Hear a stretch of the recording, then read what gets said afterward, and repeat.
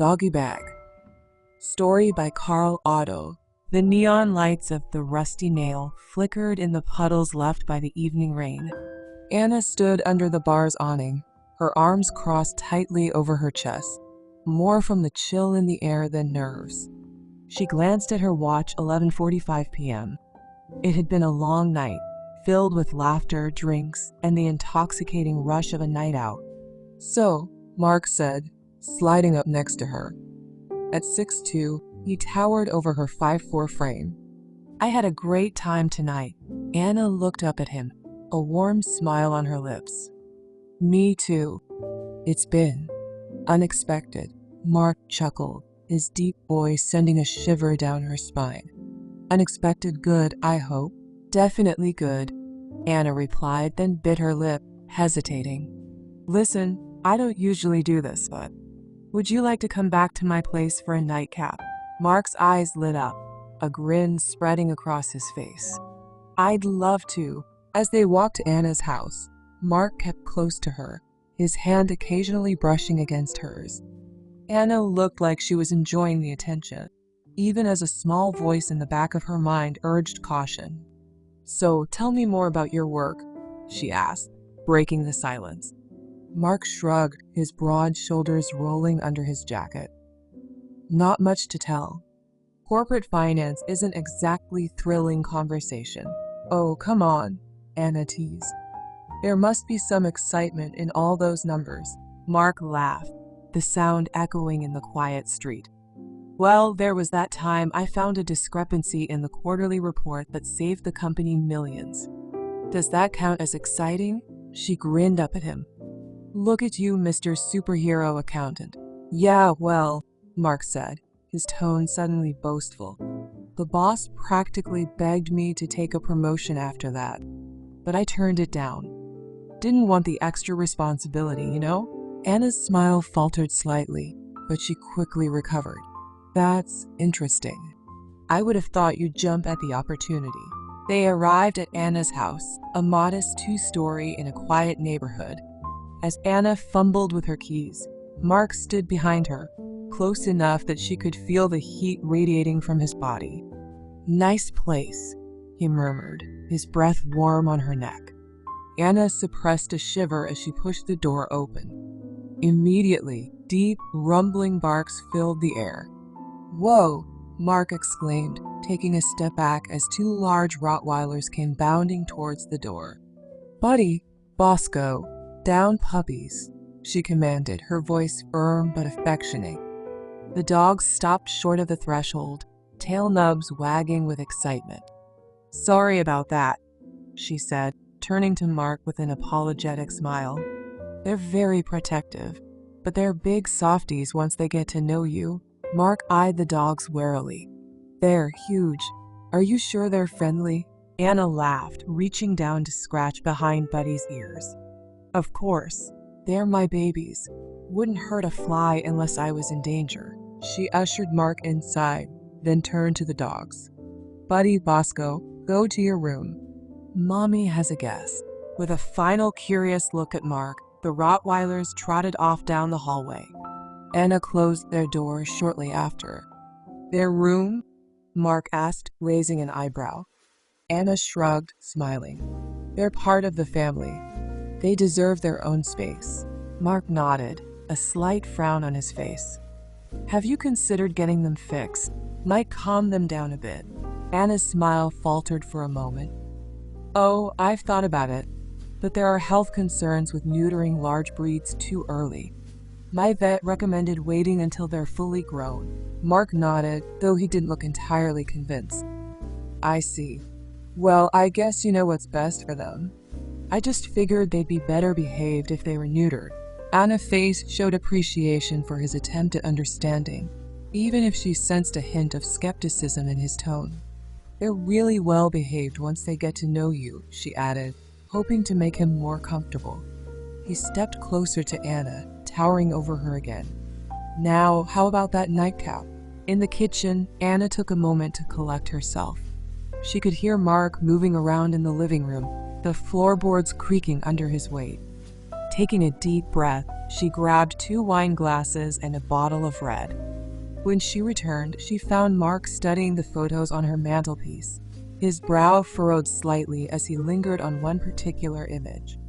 As she entered, he quickly turned, a forced smile not quite reaching his eyes. "You have a lovely home," he said, taking the glass she offered. "Are you here alone?" Anna nodded, settling onto the couch. "Just me and the fur babies." Mark sat next to her, closer than she expected. Their thighs brushed, and Anna felt a flutter in her stomach. "Must get lonely," Mark murmured. His eyes intensely met hers. She took a sip of wine, shaking her head. "Not really. I like my independence. Plus, I'm always busy with work, friends, hobbies, and of course the puppies." "What kind of hobbies?" Mark asked, seeming genuinely interested. Anna's eyes lit up. "Oh, I love to read, hike, and I'm getting really good at cooking. I'm even making Bosco and Buddy's food from scratch. Real meat and everything." Mark nodded, though his eyes had glazed over slightly. "That's nice," he said, clearly uninterested. His hand found her knee, his touch warm through the thin fabric of her dress. "But I can think of more fun things we could be doing." Anna laughed nervously, taking another sip of wine. "Well, the night's still young. Tell me more about you. What do you like to do outside of work?" Mark shrugged, his fingers tracing idle patterns on her knee. "Oh, gym, sports, hanging out with the guys. Nothing too exciting." Anna nodded, though privately she felt a pang of disappointment. She'd hoped for more. Depth, perhaps, or at least a hint of something beyond the surface. "Independence is great and all," Mark said, his voice low. "But everyone needs someone, right?" Anna forced a laugh. "I suppose. But I'm not exactly pining away here." Mark's smile widened. "Well, a beautiful woman like you must have no shortage of admirers." Anna's cheeks flushed in response to the compliment. "Oh, you'd be surprised. I don't really date much." Mark leaned in, his large frame close to hers. "Well, I'm flattered to have made the cut." As Mark moved closer, a sudden burst of barking came from down the hall. Anna jumped slightly, but Mark seemed unfazed. "Sounds like your guard dogs are on high alert," he chuckled, his arms snaking around her shoulders. Anna laughed nervously. "They're probably just excited. They'll settle down soon." The barking continued, more insistent now. Anna felt a twinge of unease, but Mark's proximity was intoxicating. He murmured, his lips close to her ear. "I've been thinking about this all night." Anna's breath caught in her throat. "Oh," she managed, her voice barely above a whisper. Mark's free hand came up to cup her cheek, turning her face towards his. "You're so beautiful," he breathed, leaning in. Their lips met, and Anna found herself in the moment. The dog's barking faded into the background as Mark deepened the kiss. The night wasn't too late, and was full of possibilities, some thrilling, some dangerous, and some yet to be revealed. As their kiss deepened, Anna felt a mixture of excitement and unease. Mark's hands began to roam, his touch becoming more insistent. She pulled back slightly, trying to catch her breath. "Mark," she said, her voice slightly shaky. "Maybe we should slow down a bit." Mark's eyes flashed with frustration, or was it anger? It was gone so quickly Anna wasn't sure she'd seen it at all. He smiled, but again it seemed forced, fake even. "Come on, Anna," he said, his voice low and persuasive. "We're both adults here. You invited me back for a reason, right?" Anna's cheeks continued to flush. "For a nightcap and conversation," she said firmly. "Not this." Mark sighed, running a hand through his hair. All right. How about another drink then? To calm our nerves." Anna hesitated, then nodded. "Sure, I'll get it." No, Mark said, standing quickly. "Allow me. It's the least I can do after being so forward." Before she could protest, Mark had scooped up both their glasses and headed for the kitchen. Anna sank back into the couch, her mind racing. The charming, funny man from the bar seemed to have vanished, replaced by someone else. Someone who made her skin crawl. In the kitchen, she could hear Mark opening drawers, presumably looking for a corkscrew. Anna stood up, smoothing down her dress. "I'll show you where the corkscrew is," she called out, walking towards the kitchen. As she entered, Mark turned, a smile on his face. "Found it," he said, holding up the corkscrew. "Why don't you head back to the living room? I'll bring the drinks in a moment. Don't keep me waiting too long," she said with a playful smile, before heading back to the living room. Mark dropped a small tablet in one of the glasses as he poured the wine. He then returned shortly after, a glass of wine in each hand. His smile was back in place, charming and disarming. "Here we go," he said, handing her a glass. A peace offering. As Mark set down the wine glasses, he casually picked up Anna's phone from the coffee table. "Let me just move this out of the way," he said with a smile, placing it on a side table just out of Anna's reach. She felt a flicker of unease as she realized Mark was now between her and her phone, but she quickly dismissed the thought. Everything was going to be okay. She had this. Anna took the glass, managing a small smile. "Thanks." Mark clinked his glass against hers. "To new beginnings," he said, his eyes never leaving hers as he took a long sip. Anna raised the glass to her lips, pretending to sip. She watched Mark over the rim of her glass, her heart pounding. "Is something wrong?" Mark asked, noticing her hesitation. Anna shook her head, forcing a smile.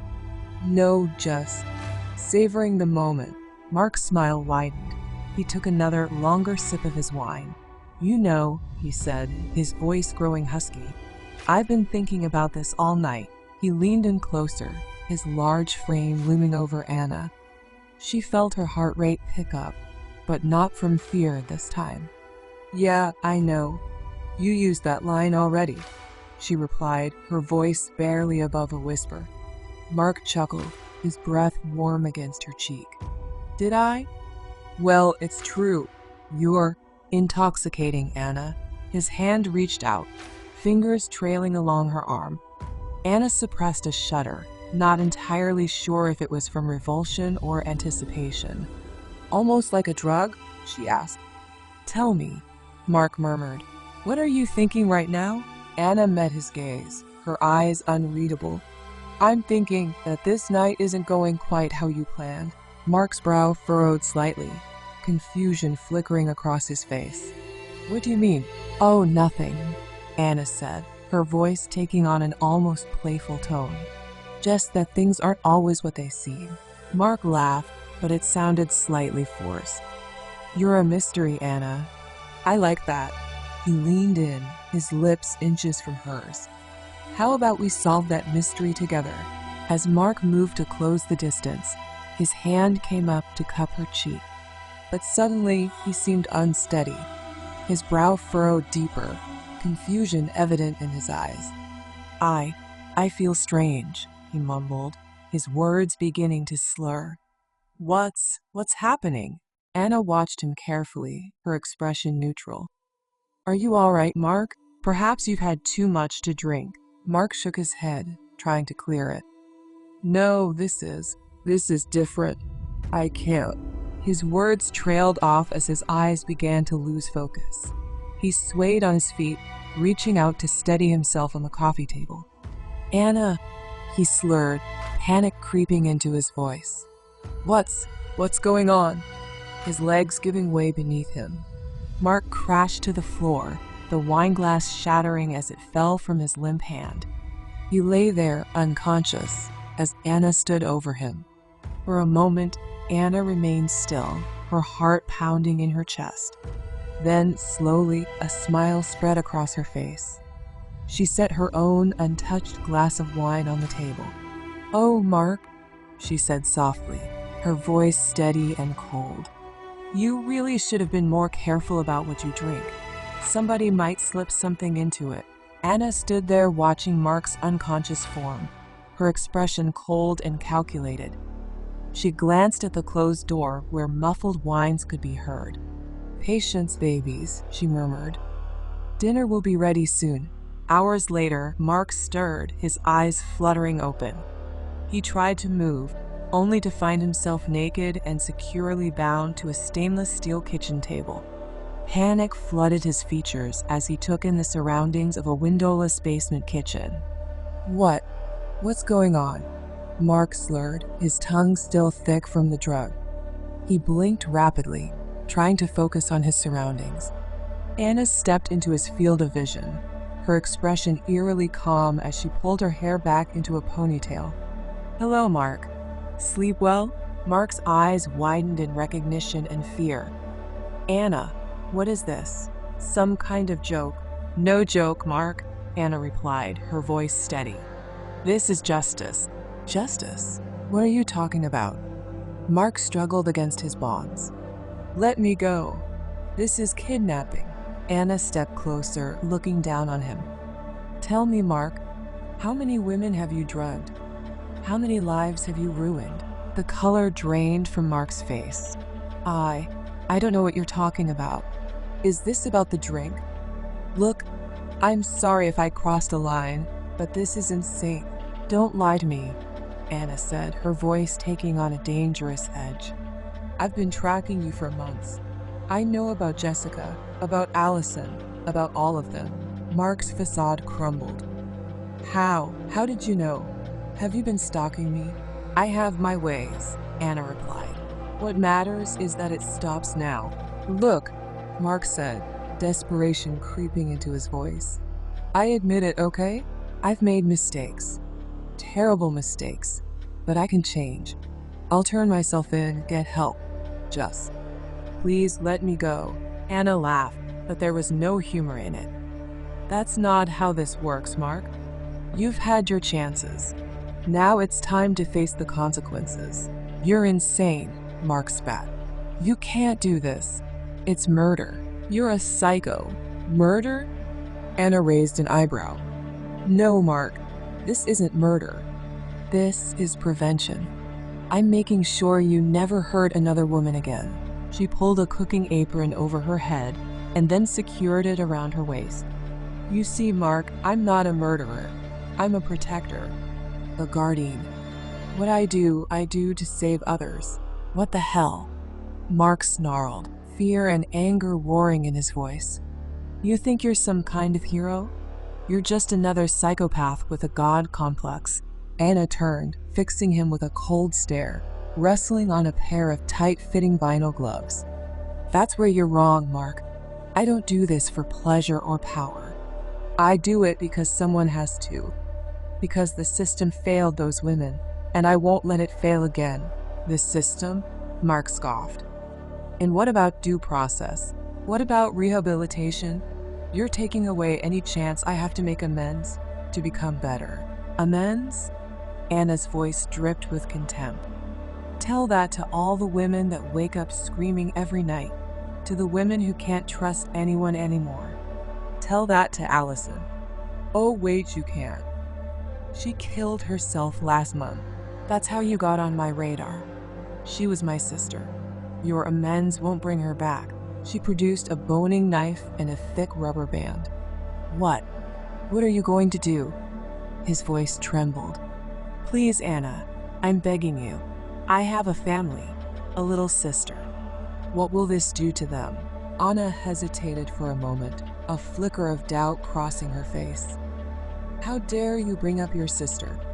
You should have thought about her before you drugged and hurt all those women. They had families too." "I know," Mark said, his voice breaking, "and I hate myself for it. Every day. But this isn't justice. This is vengeance. And it won't heal anyone."